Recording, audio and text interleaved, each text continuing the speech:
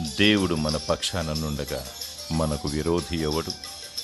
రోమ 8:31 నీతిమంతుల పక్షాన, పరిశుద్ధుల పక్షాన, న్యాయవంతుల పక్షాన, యథార్థవంతుల పక్షాన దేవుడు ఉంటాడు.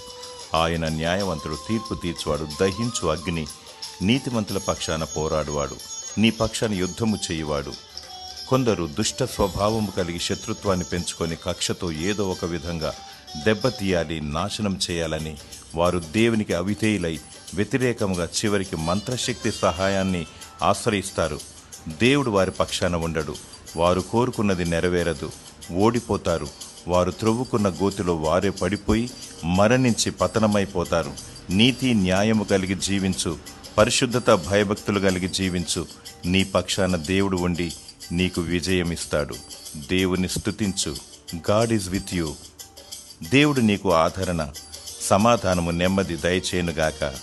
ఆమేన్.